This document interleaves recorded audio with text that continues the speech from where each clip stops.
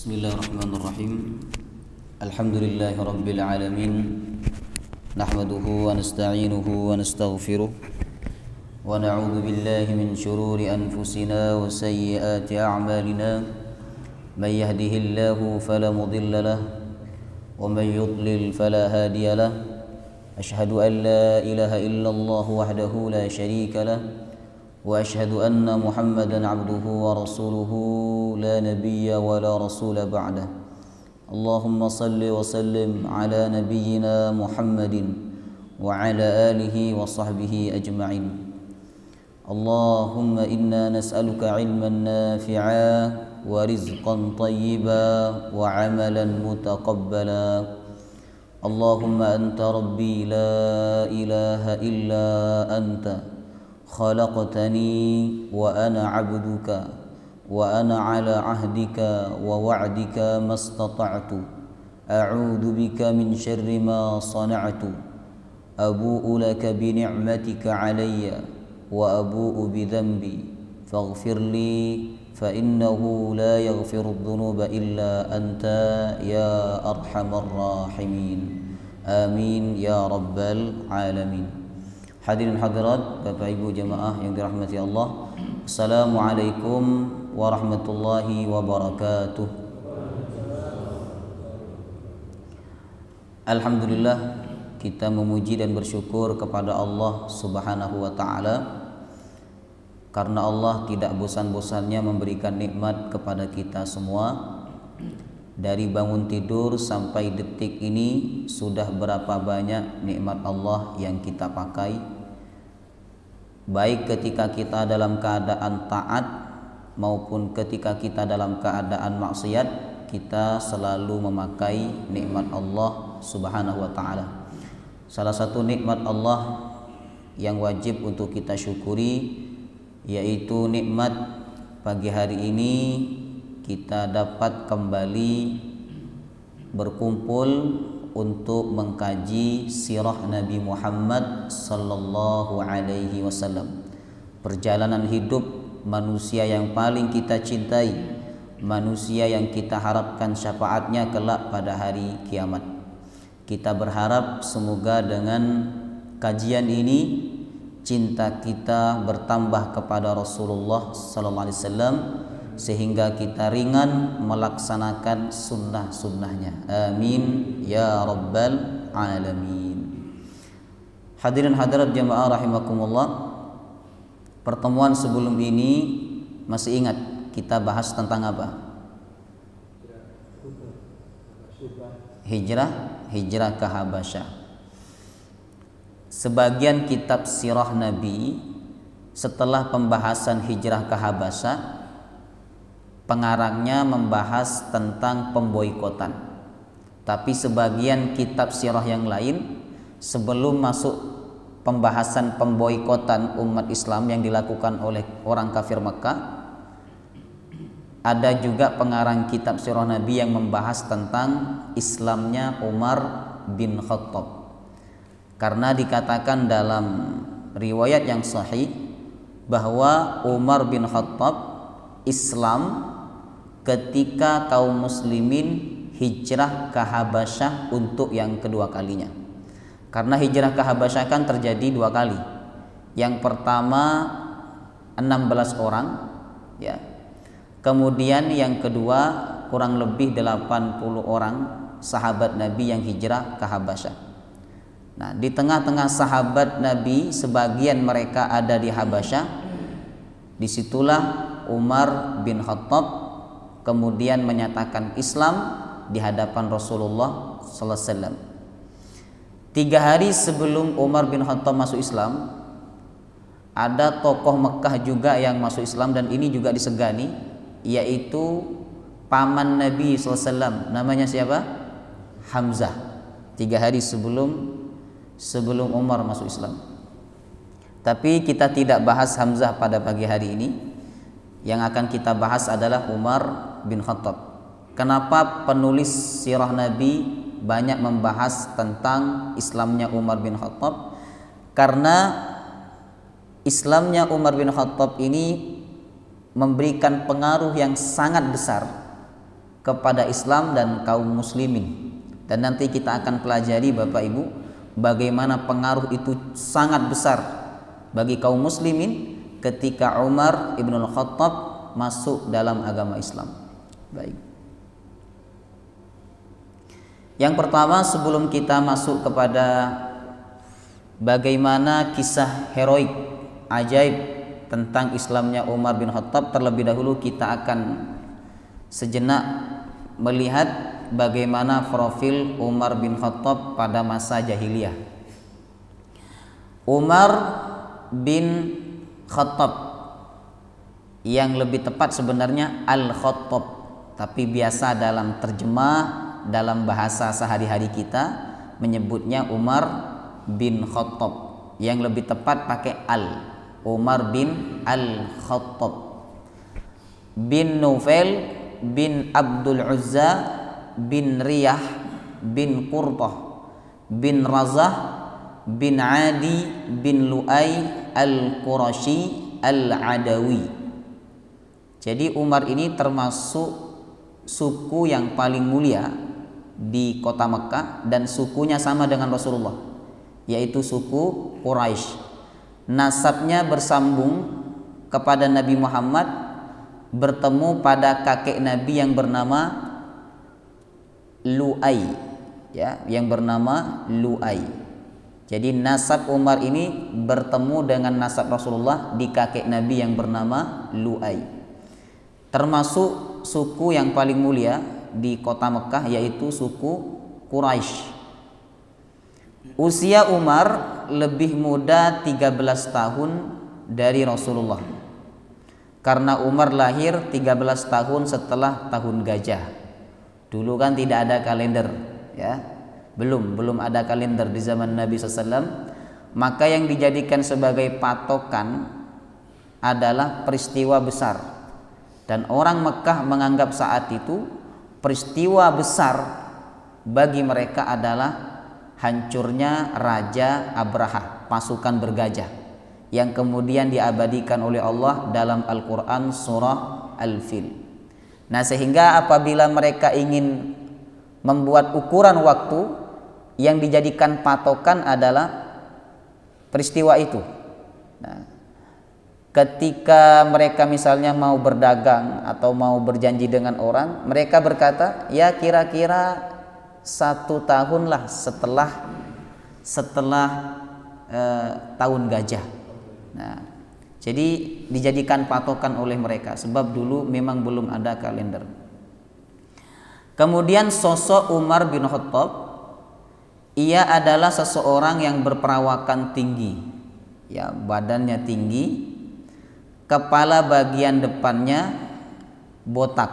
Ini disebutkan dalam Tabaqat Ibnu Sa'ad, ya, Tabaqat Ibnu Sa'ad halaman 324 jilid yang ketiga, ya. Saya khawatir nanti panjenengan menyangka ini Ustadz buat-buat sendiri, ini masa sampai tahu kepala bagian depannya botak, ya. Ini saya mengambil dari Tabaqat. Kitab Tabaqat itu kitab yang menjelaskan tentang sejarah, bahkan tidak hanya sejarah Bapak Ibu, tapi dari fisiknya pun juga disebutkan. Kepala bagian depannya botak, kemudian mampu bekerja dengan kedua tangannya secara seimbang, ya. Kalau yang kanan bisa mengangkat 100 kilo, yang kiri juga bisa mengangkat 100 kilo, ya.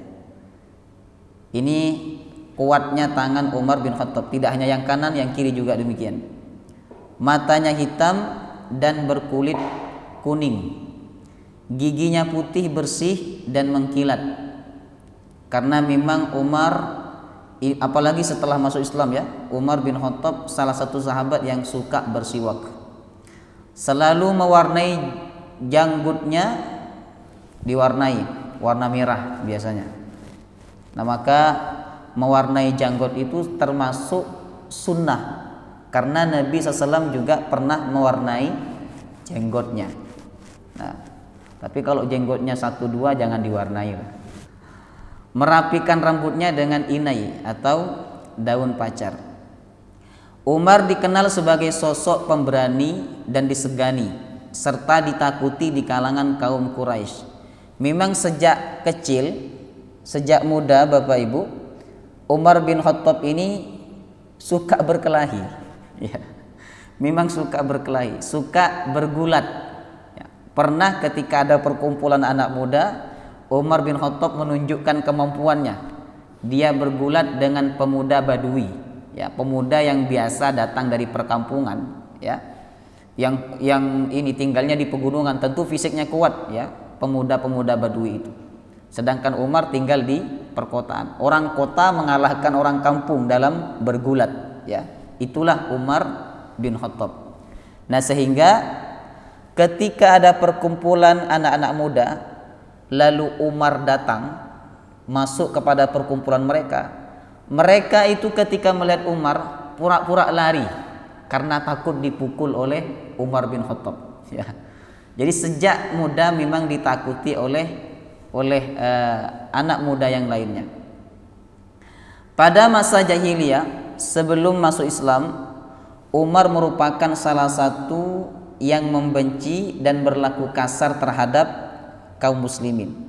Jadi Umar punya histori yang kurang baik terhadap umat Islam ketika masa jahiliyahnya. Tapi setelah masuk Islam, Umar punya histori yang sangat gemilang terhadap perkembangan, kemuliaan dan kemajuan Islam, ya. Itu sekilas tentang profil Umar bin Al-Khattab. Tidak mungkin Umar masuk Islam. Ada sahabat Nabi namanya Abu Abdillah Amr bin Rabi'ah. Ini disebutkan dalam kitab Sirah Nabi Ibnu Hisham, ya. Kata dia, la yuslimu Umar hatta yuslima himarul Khattab. Umar tidak akan masuk Islam, artinya Umar tidak akan bersyahadat sampai keledai Al-Khattab masuk Islam alias bersyahadat. Saking tidak mungkinnya Umar itu masuk Islam. Karena apa? Keras terhadap Islam, ya, bengis terhadap kaum muslimin, suka menyiksa kaum muslimin, benci kepada Nabi Muhammad SAW, ya. Saking kerasnya, saking bencinya kepada kaum muslimin, sampai-sampai ada sahabat Nabi bernama Abu Abdillah Amr bin Rabi'ah berkata, Umar itu tidak akan masuk Islam sampai keledainya mengucapkan kalimat syahadat. Ini kisah awalnya. Saat itu ketika kaum muslimin hijrah ke Habasyah untuk yang kedua kalinya, nah, mereka dihadang oleh orang-orang kafir. Orang-orang kafir menunggu di jalan yang biasa dilewati oleh kaum muslimin ketika hijrah ke Habasyah. Tapi karena kaum muslimin mengetahui bahwa ada beberapa orang kafir yang menghadang, akhirnya mereka melewati jalan alternatif. Jalan alternatif itu jalan melewati gunung, naik turun gunung, naik turun gunung.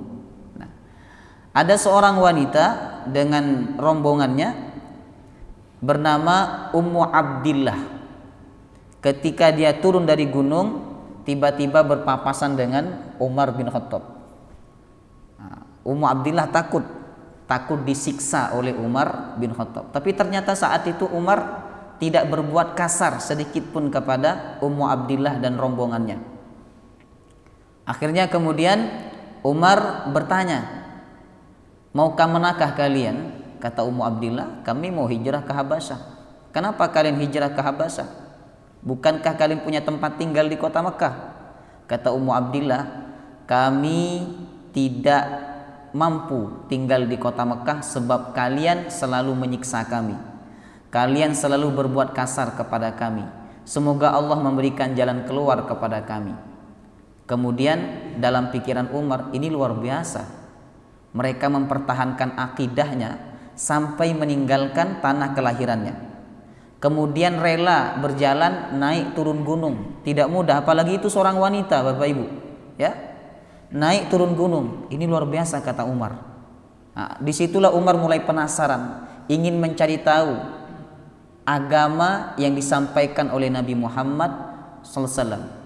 Kemudian Umar bin Khattab mempersilahkan Ummu Abdillah dan rombongannya untuk hijrah ke Habasyah. Kata Umar, silakan kalian berangkat.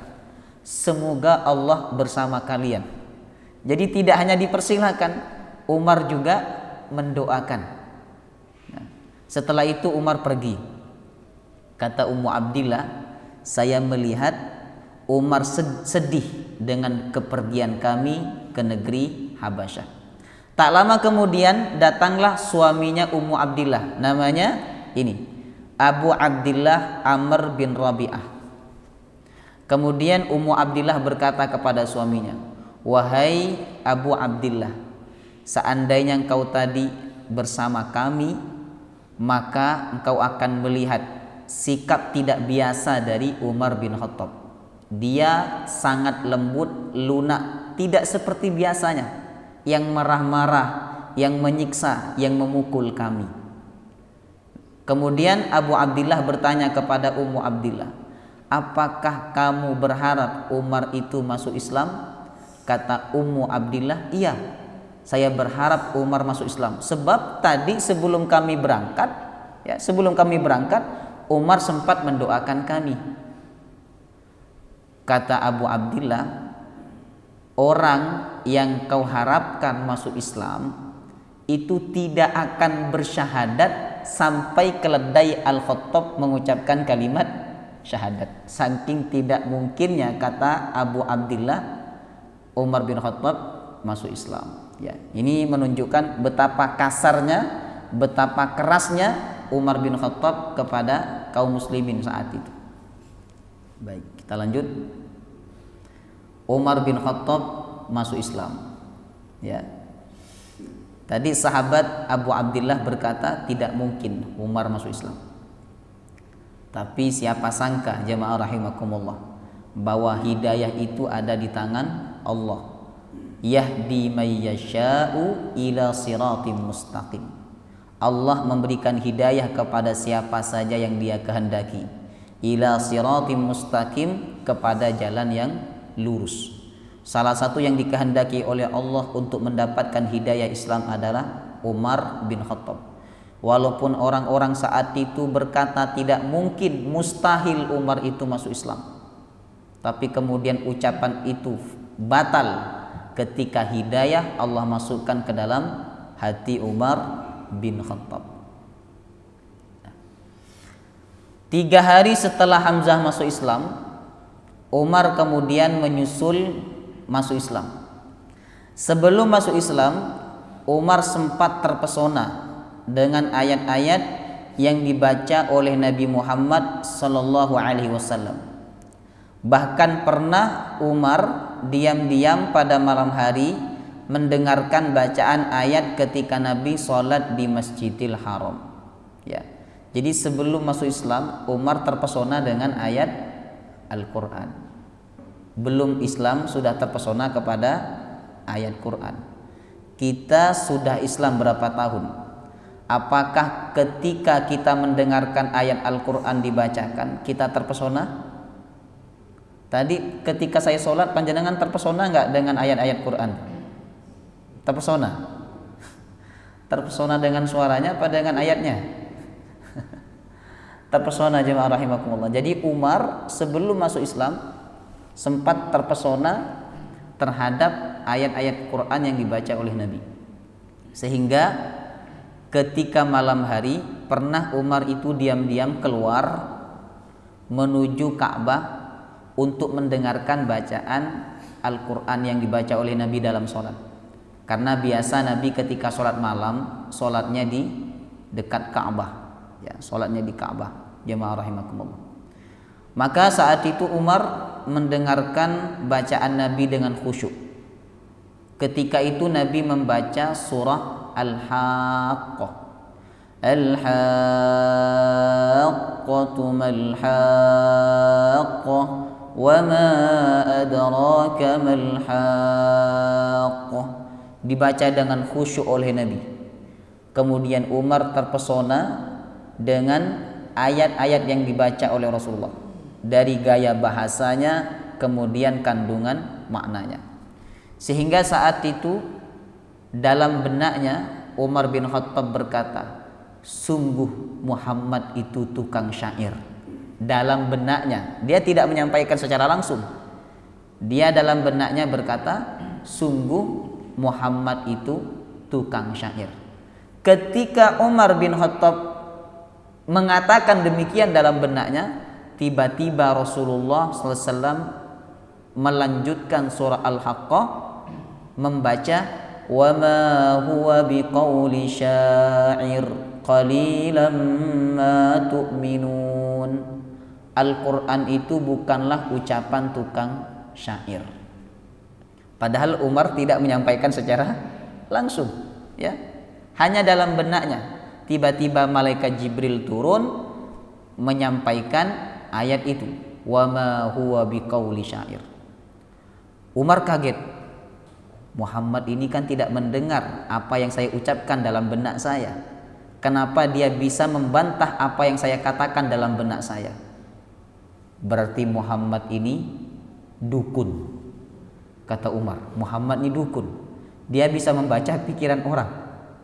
Nah, ketika Umar menuduh Muhammad sebagai dukun dalam benaknya, saat itu pula malaikat Jibril turun membantah di ayat berikutnya. Wa ma huwa biqauli kahin qalilan ma tadhakkarun. Muhammad itu bukanlah seorang dukun.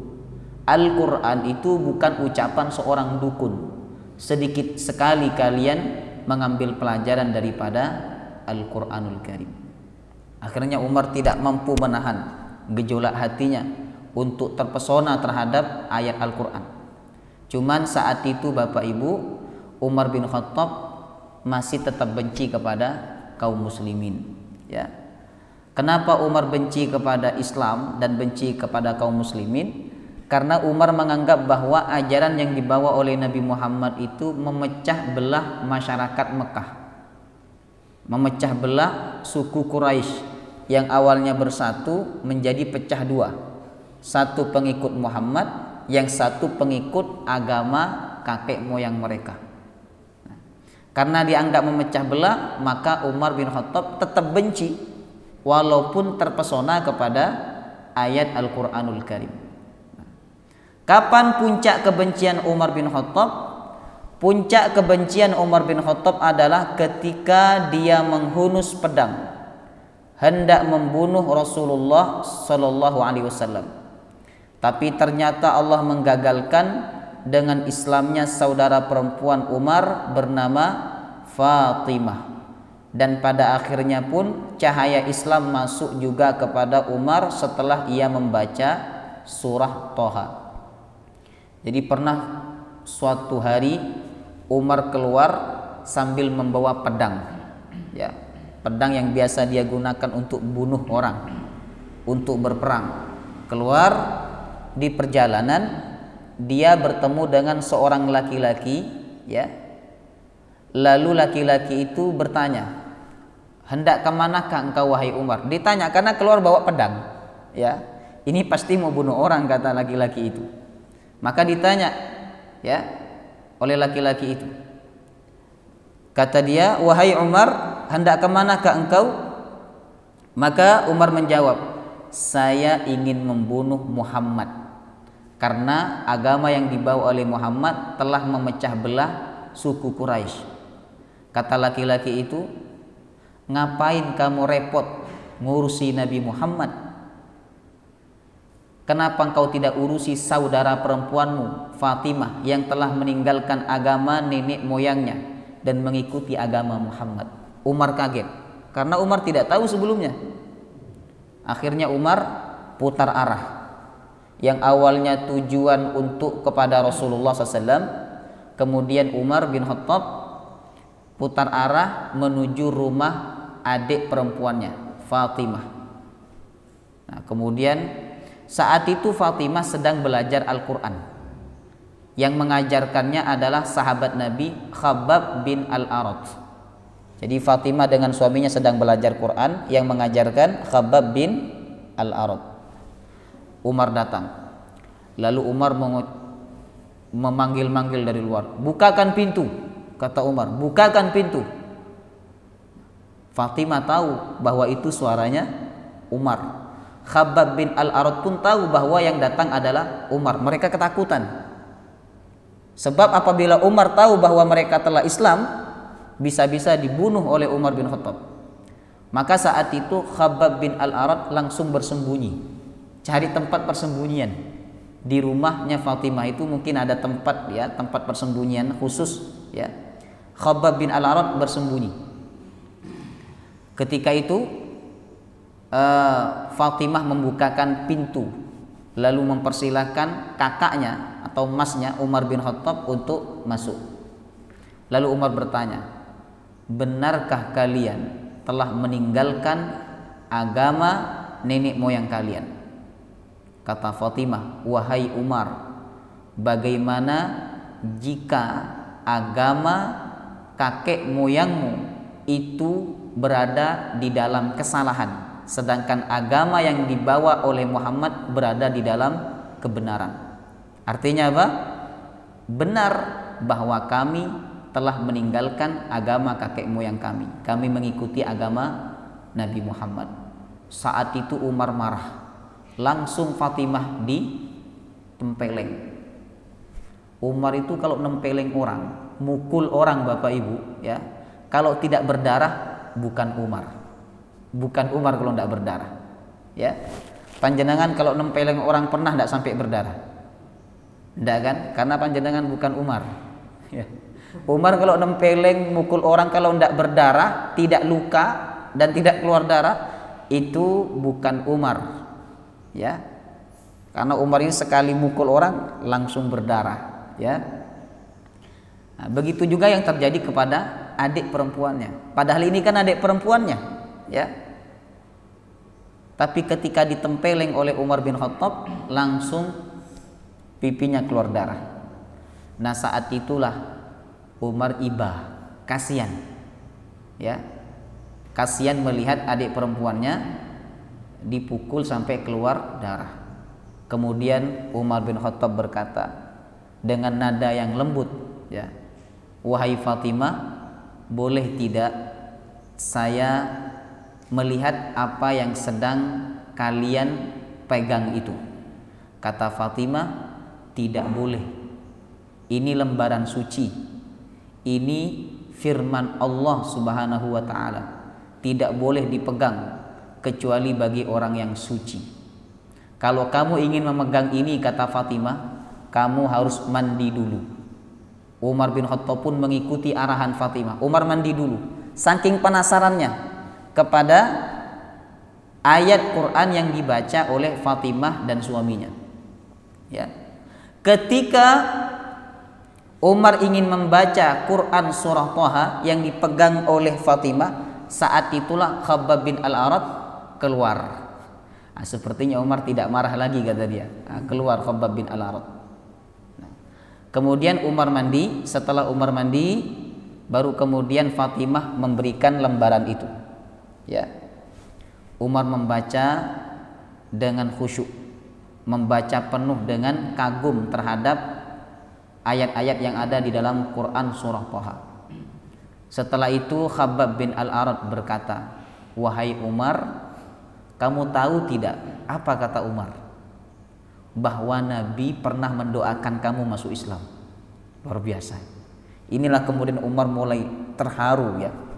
Ada sosok Nabi, pemimpin besar saat itu, mendoakan dia untuk masuk Islam. Kalau orang lain Nabi tidak, Nabi mendoakannya secara umum, "Ya Allah, bimbing umatku untuk masuk Islam."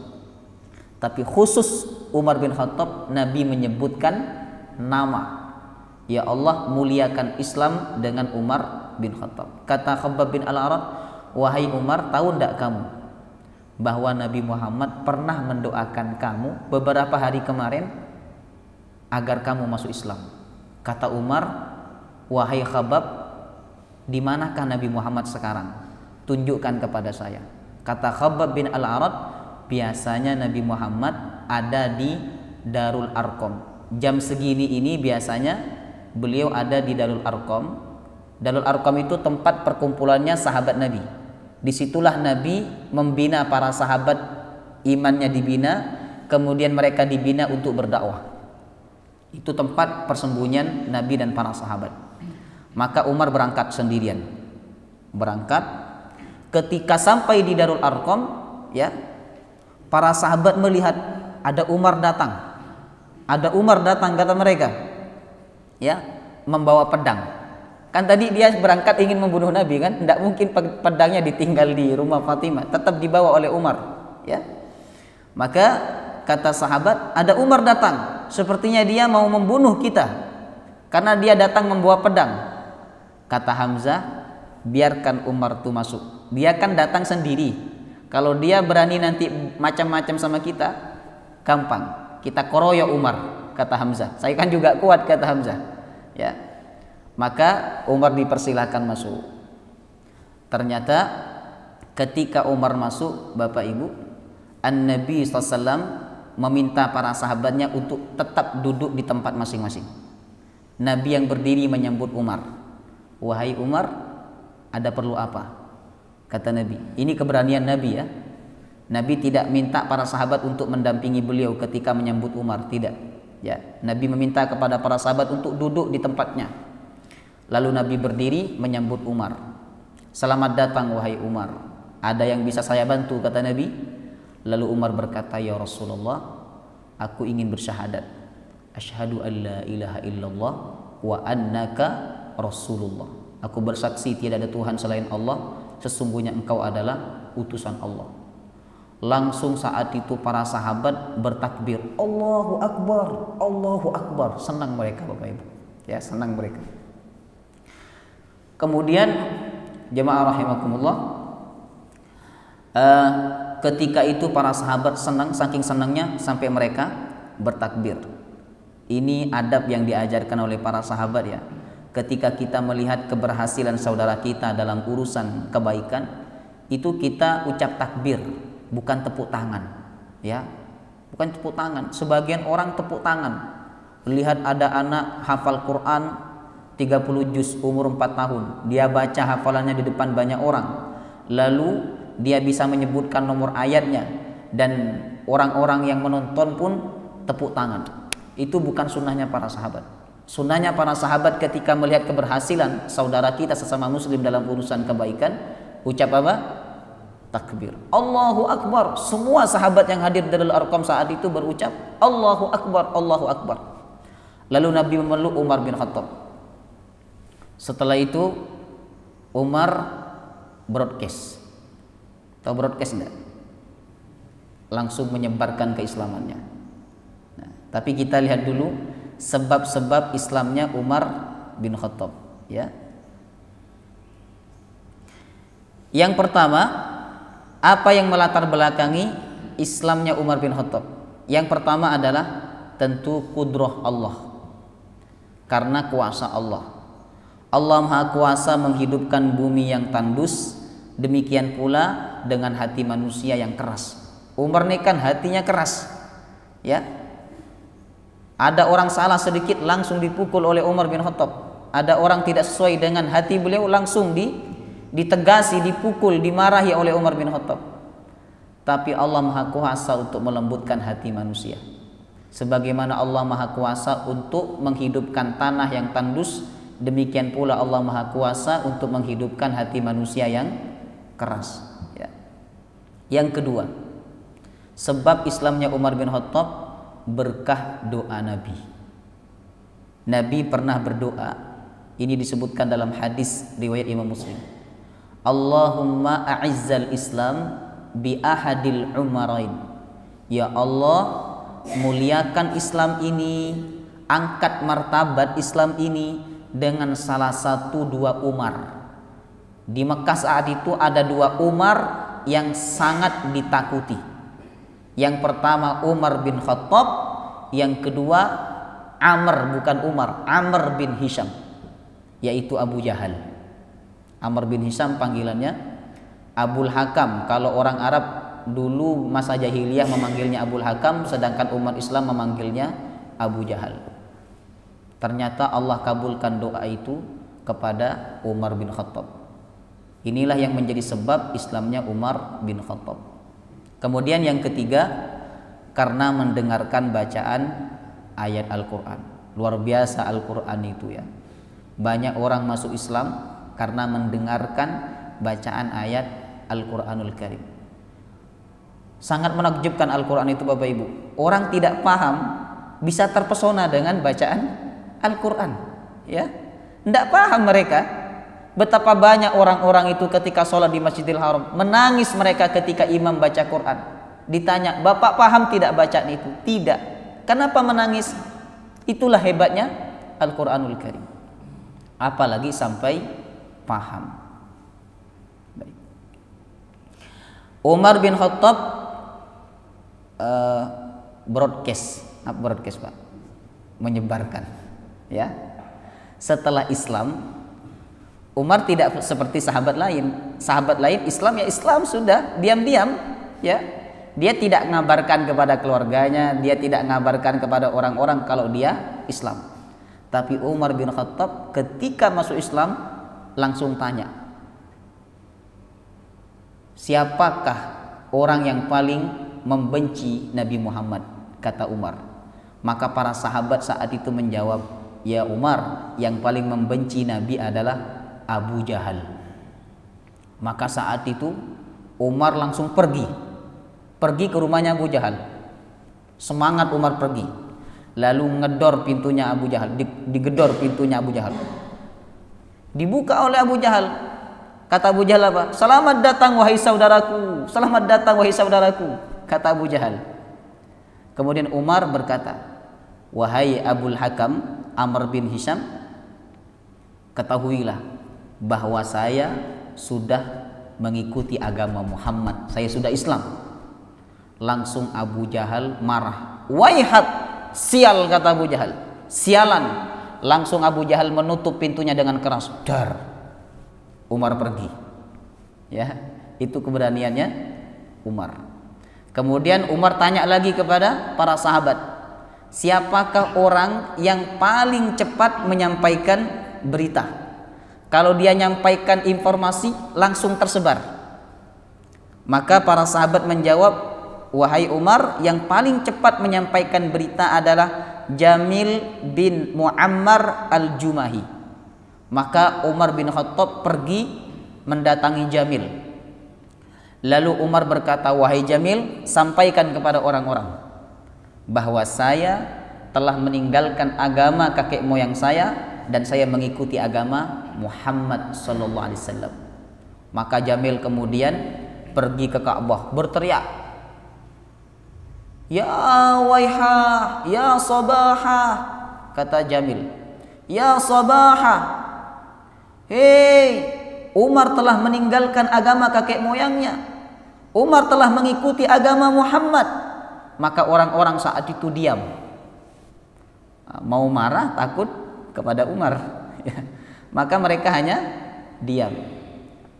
Itulah keberanian Umar bin Khattab untuk memberitahu tentang keislamannya kepada orang-orang Mekah, ya. Baik, kemudian dampak keislaman Umar bin Khattab. Yang pertama, Islamnya Umar bin Khattab merupakan pukulan dan goncangan bagi kafir Quraisy dan membuat mereka semakin terhina, terpojok dan dipermalukan, ya.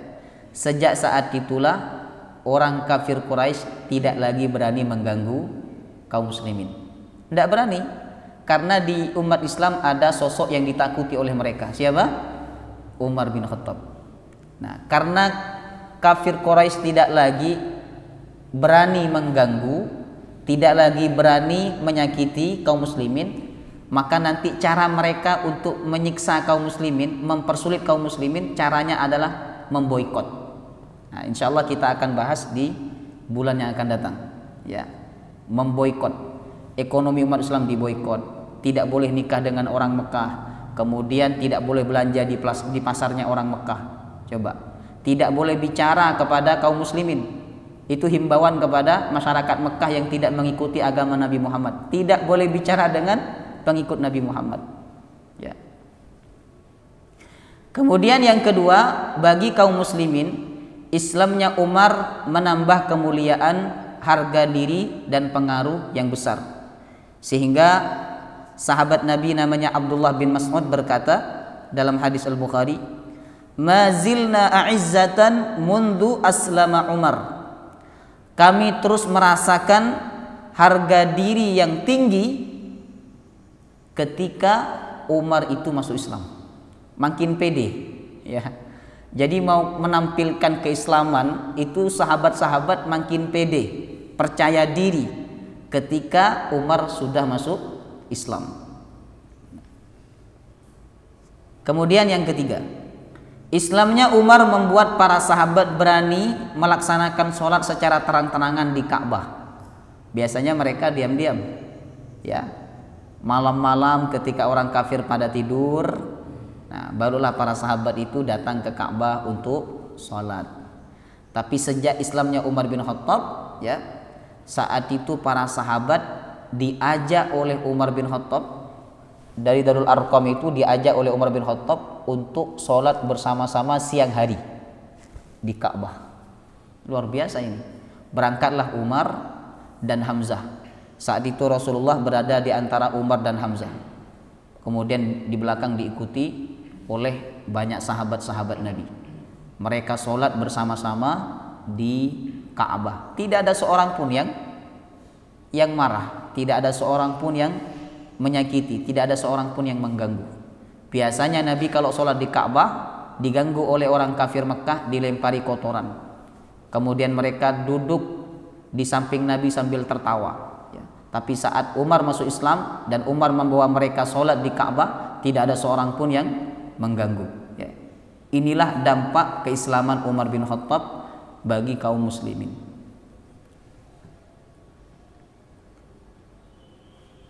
Kemudian yang terakhir, ibrah sirah Islamnya Umar bin Khattab. Nah, kita masuk pelajaran. Ya. Yang pertama, tidak boleh putus asa berharap akan keimanan seseorang, sekalipun ia sangat memusuhi Islam atau banyak melakukan kemaksiatan. Jangan seperti sahabat Nabi Abu Abdillah mengatakan bahwa Umar itu tidak mungkin, mustahil dia masuk Islam, sampai keledainya masuk Islam. Ya. Nah, artinya apa? Tidak boleh kita putus asa berharap akan keimanan seseorang sekalipun ia sangat memusuhi Islam atau banyak melakukan kemaksiatan. Ya. Karena dalam hadis dikatakan hati manusia itu ada di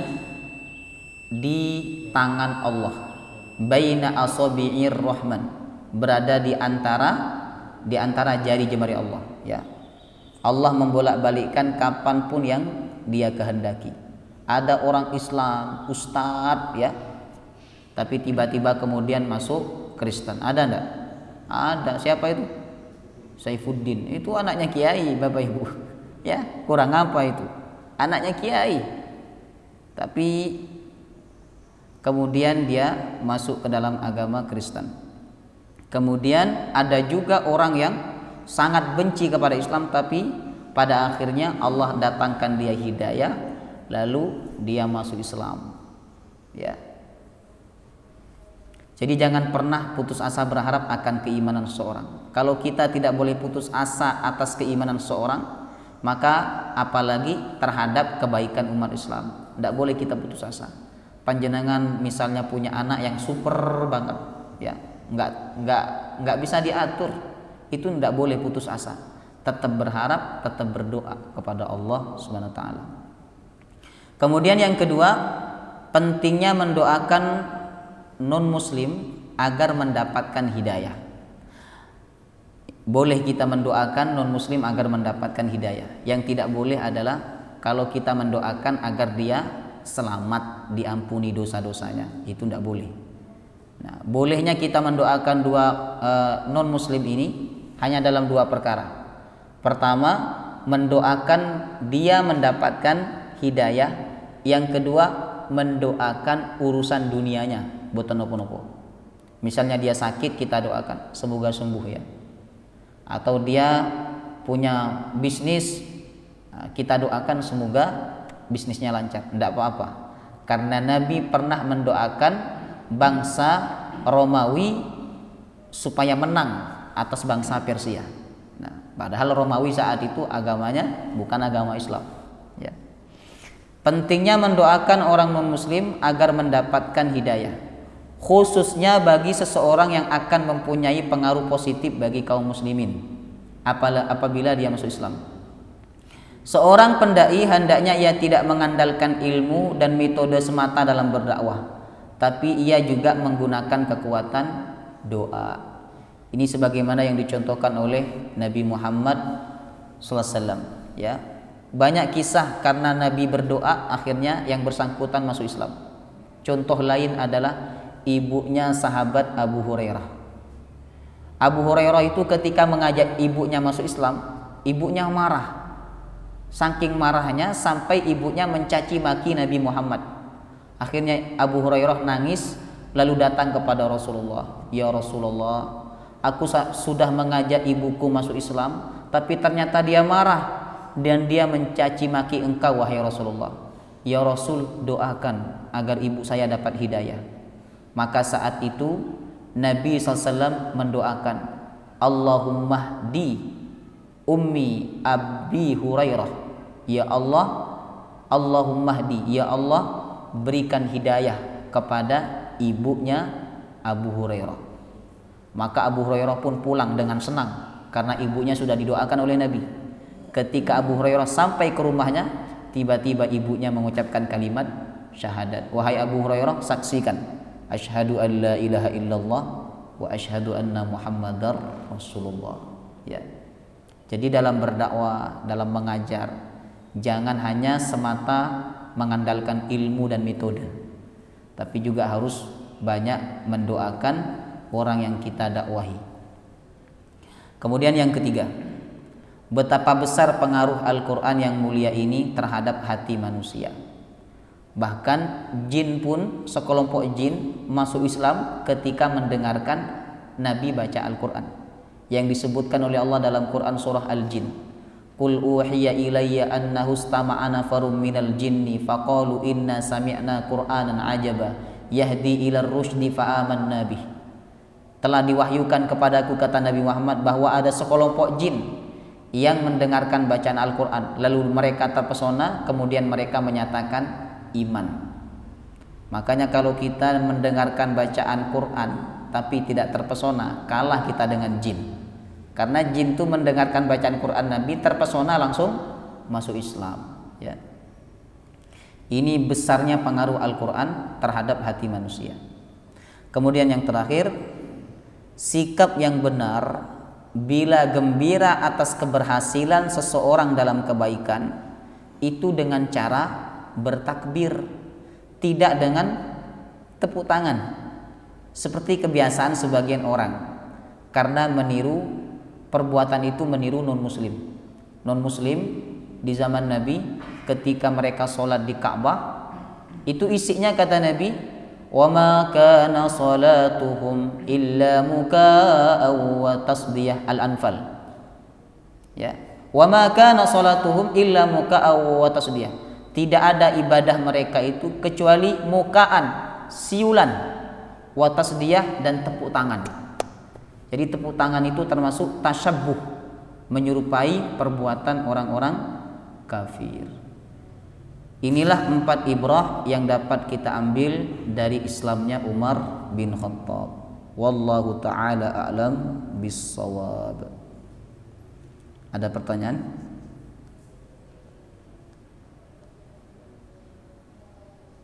Cukup ya? Silakan Pak. Assalamualaikum warahmatullahi wabarakatuh.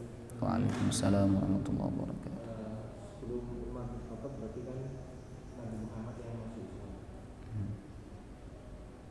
Sebelum Nabi Muhammad siapa yang masuk Islam dulu, dan pada saat itu Nabi Muhammad disaksikan di siapa pengucapan kalimat syahadat. Baik. Oh, unik pertanyaannya.